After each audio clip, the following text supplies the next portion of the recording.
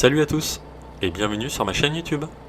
Je suis ravi de vous retrouver afin de vous présenter cette nouvelle vidéo en français sur Flight Simulator 2020 qui va concerner plusieurs parties. C'est à la fois en fait une vidéo qui va aborder quelques astuces de manière générale et des nouveautés, si je puis dire.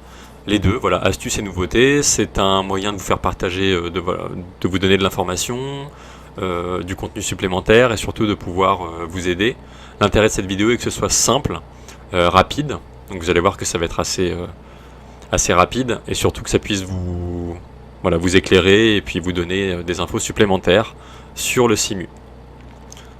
J'ai fait un petit listing des parties que je vais aborder pour cette vidéo, notamment sur Fly-by-Wire de manière générale, donc la version A32NX expérimentale pour cette partie.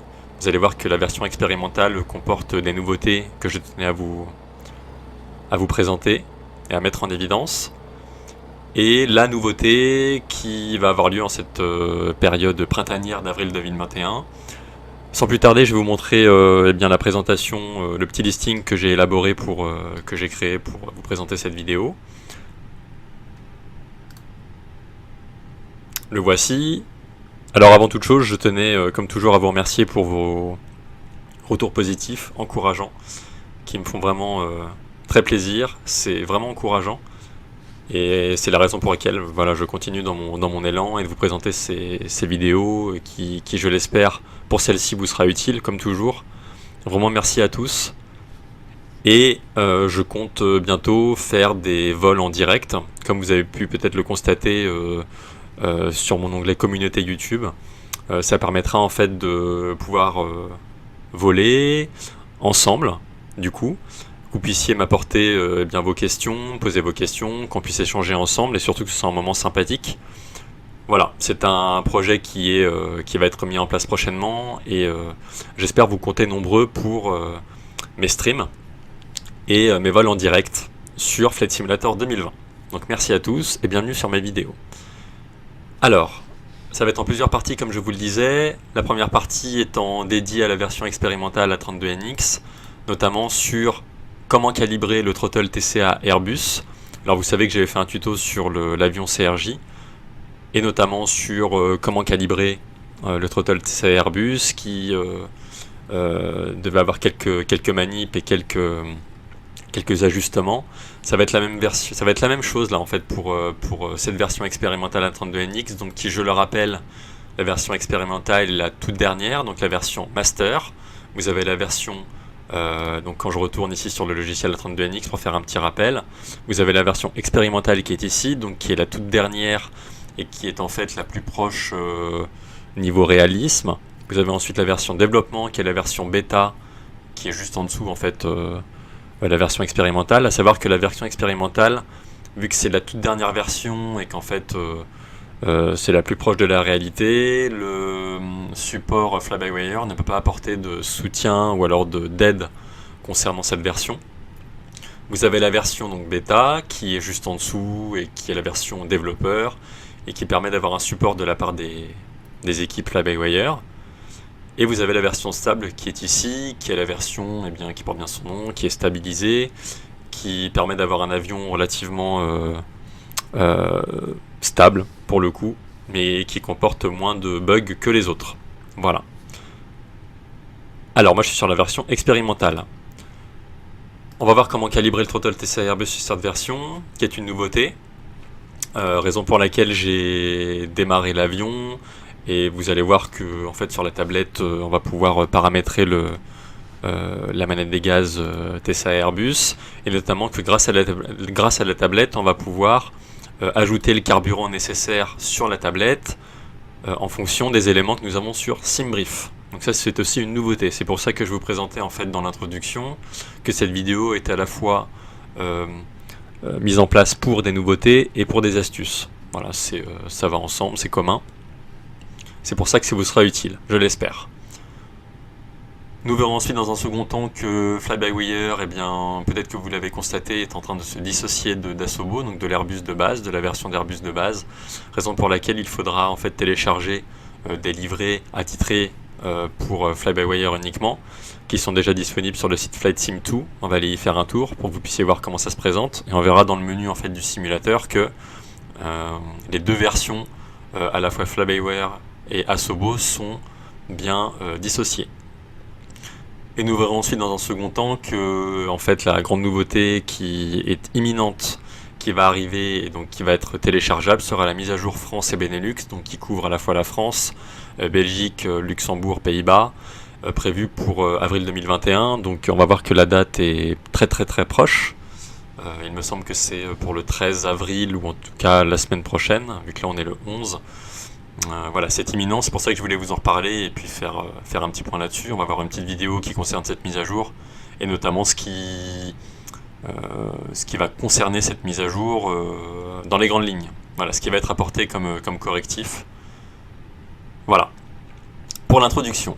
Dans un premier temps, on va regarder donc la première partie qui concerne donc la version expérimentale A32NX, notamment comment calibrer le throttle TCA Airbus que je possède et que vous possédez peut-être vous aussi. C'est pour ça que ça pourra vous être utile, et notamment comment gérer et comment ajouter le carburant sur la tablette pour calibrer le throttle TCA Airbus. Alors là je suis sur la version expérimentale, hein, donc j'ai démarré l'avion, j'ai mis en route juste la batterie externe. Alors peut-être que ça peut poser des interrogations pour beaucoup d'entre vous. Je peux comprendre que parfois vous pouviez avoir des écrans très sombres et parfois peut-être des écrans noirs. Donc en fait n'hésitez pas à augmenter la luminosité des écrans ici pour le Primary Flight Display et le Navigation Display ici. Voilà, n'hésitez pas vraiment à mettre la lumière à fond, l'éclairage à fond. Alors ça peut être parfois selon le temps, la météo, s'il fait clair ou sombre, plus en fait le soleil est présent, plus vous allez devoir en fait augmenter la luminosité, hein, parce qu'il y a du contraste. Idem pour les cams ici. Voilà, on augmente à fond. Idem pour les MCP, pour les indications de pilote automatique. Voilà, on pousse la lumière à fond, on met à fond. Voilà, ça peut être un élément, c'est un élément essentiel. Petite parenthèse refermée.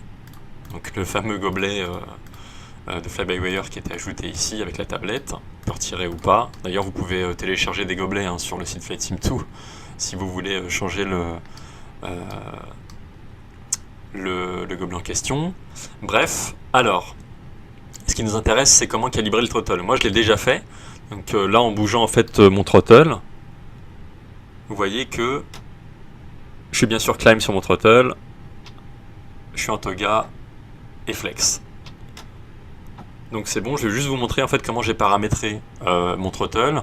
Et si vous avez un petit peu de mal à le paramétrer ou alors que c'est un peu confus, eh bien n'hésitez pas à consulter ce que moi j'ai mis, comme ça vous permettrait d'avoir des valeurs justes. En sachant que sur la version expérimentale, à l'inverse des autres versions, comme ça avait pu être précédemment, le throttle TCA Airbus est à présent bien calibré. C'est-à-dire que là, moi je suis en train de pousser mon throttle assez lentement, et en fait dans les versions précédentes on pouvait avoir tendance à pousser le throttle un tout petit peu et en fait il allait super vite au début. Donc là ça a été relativement corrigé, c'est relativement bien aligné avec le throttle que vous pouvez manier de votre côté. Ça c'est un bon point. C'est d'ailleurs notamment grâce à la calibration du throttle TCA, donc dans la partie paramètres ici, la petite roue. Ici vous avez throttle settings, detents, calibrate, et c'est grâce en fait à ces réglages que le throttle de l'avion est bien calibré par rapport à votre throttle à vous, et bien aligné sur vos mouvements, sur vos gestes. C'est un bon point. C'est une bonne innovation de la part de Fly-by-Wire d'avoir mis cette partie-là dans les options. À savoir que pour le throttle TCA Airbus, vous savez que vous avez une fonction reverse sur votre propre throttle. Il faut donc cocher cette partie ici, Reversers on Axis. Ne pas avoir besoin de cocher Dual Axis. Moi en fait j'ai mis dans les options que la manette des gaz avec un seul axe. Bon après ça peut être bien pour ceux qui le souhaitent d'avoir les deux axes hein, comme prévu. Moi j'ai mis qu'un seul axe me concernant. Car après avoir testé les deux, je me suis dit que c'était mieux d'avoir un seul axe. Mais c'est un avis qui me revient complètement. Et en fait, vous avez ici, pour commencer, donc dans l'ordre chronologique, la fonction reverse en premier, qui va en fait déterminer le moment où l'action des reverse commence et où elle se termine. Donc moi j'ai mis ces deux valeurs qui permettent en fait, en fonction des reverse, de pouvoir les déployer quand moi je fais les gestes de mon côté, de les déployer à fond et de revenir sur idle. Donc reverse idle, ça en fait partie également, avec ces deux valeurs que j'ai insérées et qui sont correctes. Ensuite, vous avez la version idle qui permet d'avoir ces deux valeurs aussi. Et en fait, à partir du moment où vous êtes sur le idle, donc sur 0, voilà, dès que vous commencez un petit peu, en fait, l'avion, en tout cas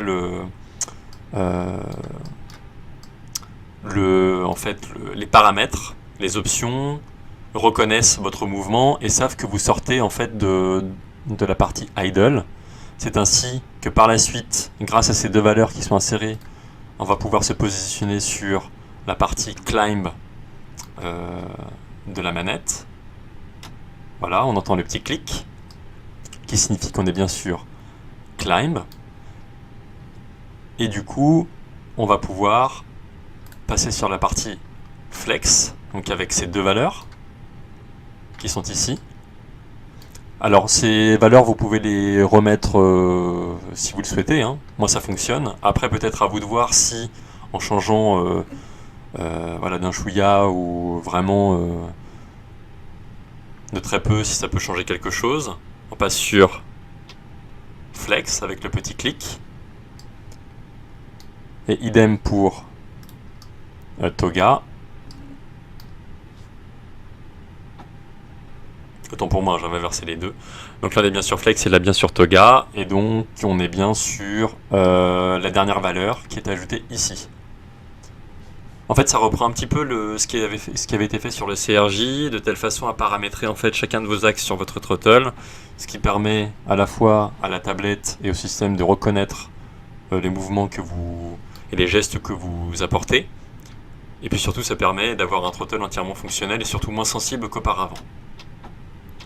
Donc je vous invite à consulter les valeurs que j'ai mises ici, si ça peut vous aider, dans l'ordre chronologique, en commençant par reverse jusqu'à toga, pour avoir des valeurs dignes de ce nom et puis que ça fonctionne, surtout. Voilà. Ensuite, quand vous avez paramétré donc votre throttle, vous cliquez sur appliquer et sauvegarder. De cette façon, ça permet d'avoir le throttle fonctionnel et surtout que c'est sauvegardé pour les prochaines fois, que vous n'ayez pas à recommencer à chaque fois. Le deuxième point que je voulais aborder avec vous, c'est notamment l'ajout du carburant. Donc, dispatch, donc vous avez dashboard, donc qui est la page principale avec le plan de vol qui sera ajouté sur SimBrief. Pour rappel, toujours insérer votre nom d'utilisateur SimBrief pour avoir un plan de vol bien inséré en fonction de SimBrief. Dispatch, ici fuel, et vous voyez qu'il y a une nouvelle page sur laquelle il faut en fait insérer votre bloc fuel qui va être nécessaire au vol. En fonction de la répartition du fuel sur les ailes. Moi j'ai coché tout en bas donc le temps le refuel time qui permet en fait d'ajouter le carburant, notamment sur le temps que ça va prendre. Moi j'ai mis en instantané, comme ça permet d'aller plus vite. Juste pour vous donner un petit exemple sur SimBrief que j'ai ouvert ici. Vous voyez que j'ai mis vraiment des choses au hasard, hein, c'est vraiment pour vous montrer.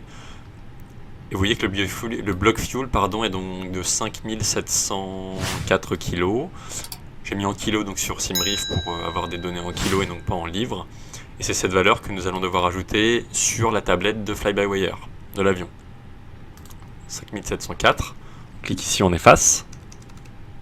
Et pour éviter d'avoir à toucher votre pavé numérique qui va probablement en fait toucher vos vues personnalisées, je vous invite à cliquer sur la fonction majuscule et d'ajouter votre carburant, de cliquer sur lecture.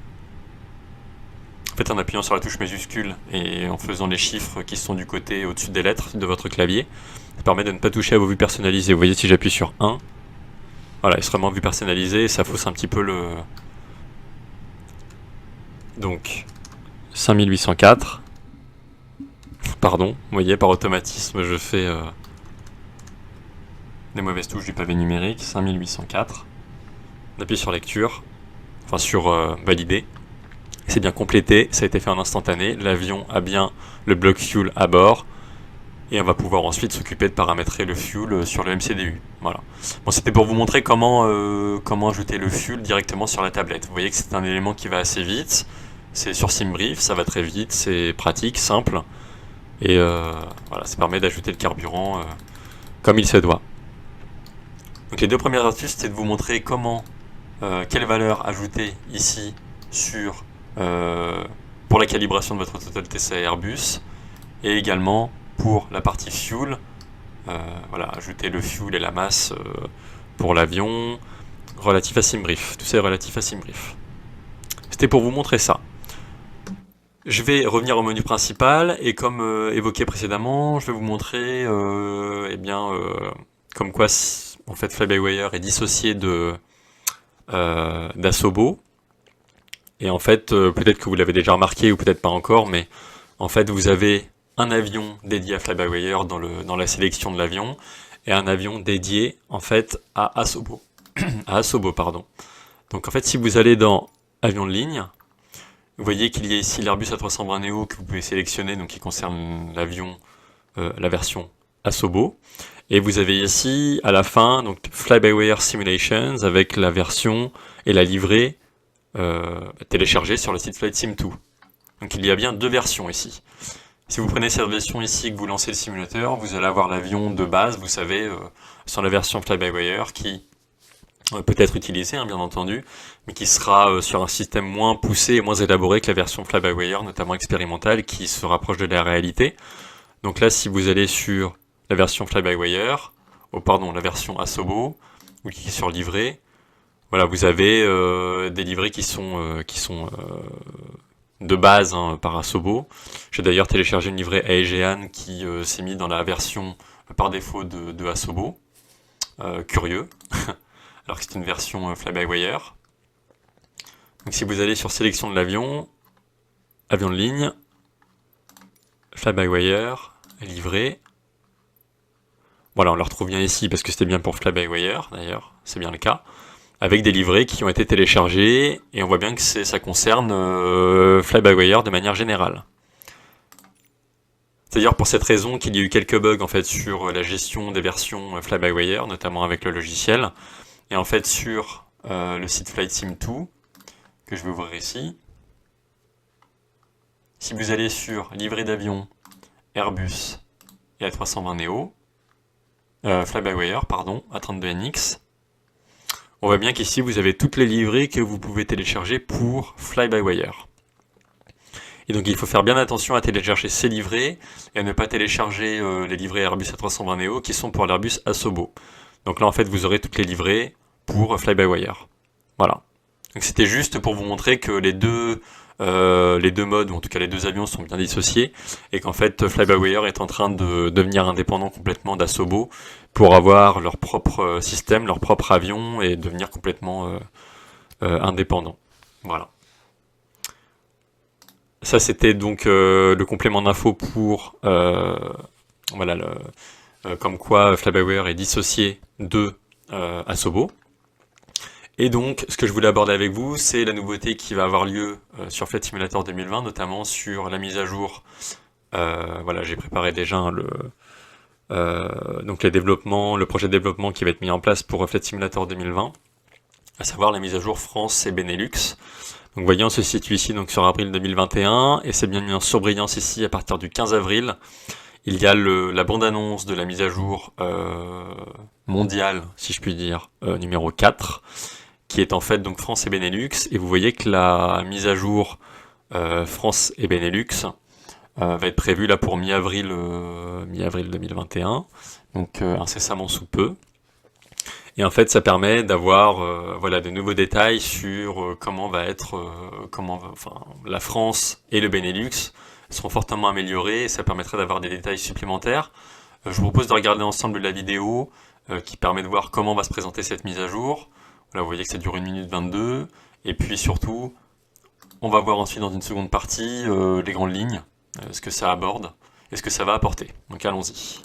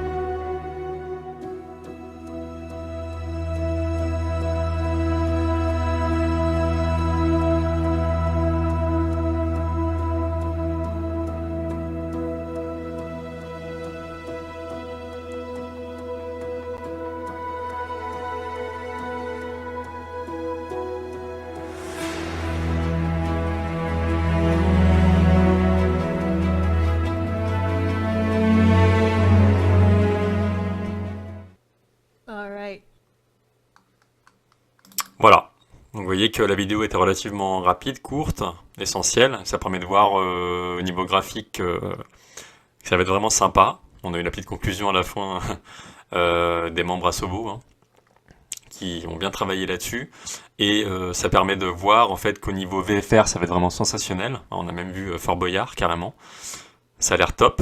Mais bon, de toute façon, cette mise à jour est faite pour augmenter le détail au niveau réalisme du simulateur. Et puis ça permet d'avoir quelques points clés. Donc, ça a l'air vraiment beau. C'est imminent. Donc on va vraiment bien s'éclater à mon avis avec cette nouvelle mise à jour qui est tant attendue. Et on va voir ensemble en quelques lignes les points importants qui concernent cette mise à jour que je voulais vous présenter et puis voir avec vous. À savoir que, en fait, donc comme je vous le disais, la prochaine mise à jour va concerner la France et le Benelux, donc Pays-Bas, Belgique, Luxembourg, avec de fameux détails qui seront bien plus visibles en mode VFR, mais après quand vous êtes en IFR ou Airliner, eh bien vous aurez la possibilité de toute façon de voir hein, les paysages en vous rapprochant du sol, mais en tout cas en VFR, je pense que ça va être vraiment sympa. Le fameux bug des pics issu des dernières mises à jour sera corrigé, vous savez, au niveau des détails et des paysages, en tout cas des reliefs, il y avait des pics qui pouvaient être présents au niveau du sol. Donc ça va être, c'était des mauvaises modélisations ou des bugs, mais ça va être supprimé hein, avec cette mise à jour, on l'espère. Une bonne chose, c'est que le trafic aérien devra comprendre en fait des vrais livrets des compagnies, donc ça c'est un bon point. C'est vrai que pour l'instant on a du trafic autour qui est en fait représenté grâce à des livrets par défaut hein, de Flight Simulator 2020. Donc ça reste relativement basique, c'est pas très représentatif de la réalité, et au moins ça permet, avec cette mise à jour, d'avoir des vrais livrets autour de nous. Donc ça va être un très bon point. On remarque d'ailleurs que en fait Flight Simulator 2020 devra avoir l'autorisation des compagnies pour pouvoir apporter cette mise à jour. Il y aura également de nouvelles turbulences de sillage qui arriveront via cette mise à jour. Alors à savoir que en fait la turbulence de sillage, pour vous expliquer un petit peu le concept, c'est en fait un phénomène qui se produit en fait à l'arrière de l'avion, notamment à cause des tourbillons marginaux. Et en fait c'est une zone très très très dangereuse de turbulence située à l'arrière donc d'un avion, d'où son nom de sillage. Et en fait, si par exemple un avion léger se trouve à l'arrière de cette turbulence de sillage, ou en tout cas au niveau de cette turbulence de sillage, pardon, l'avion léger peut devenir très rapidement incontrôlable et être même détruit carrément. Donc c'est un phénomène hyper dangereux. Et en fait, la turbulence de sillage est de manière générale proportionnelle à la masse de l'avion. Donc plus l'avion va être lent et lourd, plus la turbulence de sillage est importante et dangereuse. Voilà. Donc c'est un nouveau phénomène qui va être mis en place via la mise à jour, qui permettrait d'avoir une touche de réalisme supplémentaire. La bonne surprise, c'est qu'on pourra avoir aussi un système de replay qui sera incorporé dans le simulateur. Bonne chose. Top. D'ailleurs, c'est ce qu'on attendait, hein. Ça va être comme X-Plane, Prepare 3D, FSX. Donc là, on aura un bon complément de programmes pour pouvoir enregistrer nos vols et puis faire des jolis replays d'atterrissage, décollage et tout ce qui va avec. Et donc, on aura une mise à jour. Bon, ça, c'était pour les GPS Garmin, le G3000, avec des nouvelles options de navigation. Des kits de développement supplémentaires pour les GPS G3000. Qui seront élaborés davantage. Voilà, donc c'était pour aborder avec vous les points importants, savoir ce qu'il faut retenir, c'est que la mise à jour est imminente, qu'il y aura moins de bugs que précédemment, je l'espère, pour ma part, que les livrets et les compagnies seront plus réalistes autour de nous, ce qui permettra d'avoir un réalisme supplémentaire et à toute épreuve, et que les turbulences du sillage seront ajoutées avec la fonction replay. Donc vous voyez que plus on avance dans le temps, plus ça devient élaboré, réaliste, et puis avec une expérience digne de ce nom. Donc j'espère que ça en vaudra la peine. En tout cas, on a fait le tour de ce qui pouvait être important et que j'ai jugé utile de vous présenter en ce 11 avril 2021. Et Surtout, l'idée est que ce soit clair pour vous, rapide, et puis que ça vous donne de l'info. En tout cas, j'ai été ravi de pouvoir vous présenter cette nouvelle vidéo. Je vous retrouverai avec grand plaisir pour d'autres vidéos, et puis surtout pour mes vols en direct que je prévois de faire. Euh, Si vous ne l'avez pas déjà fait, je vous invite à consulter l'onglet communauté de ma chaîne YouTube, qui en fait recense un sondage que j'ai publié, à savoir quel est le moment ou le créneau le plus propice pour vous pour voir mes streams, et notamment mes vols en direct, qui seront de 45 minutes à 1 heure maximum, voilà, pour commencer. Ce sera des vols relativement courts en IFR. Je vous souhaite à tous de très bons vols, c'est un plaisir de pouvoir vous présenter cette nouvelle vidéo. Surtout, n'hésitez pas à consulter, hein, comme je vous le disais, les données que j'ai mis sur ma tablette pour calibrer votre throttle TSA Airbus. Ce sont des valeurs qui fonctionnent. Et en tout cas, j'aurai le plaisir de vous retrouver prochainement pour d'autres vidéos. Portez-vous bien, très bon vol à tous, et profitez bien de nouvelle mise à jour France Benelux qui sera top. Et à très bientôt tout le monde. Ciao.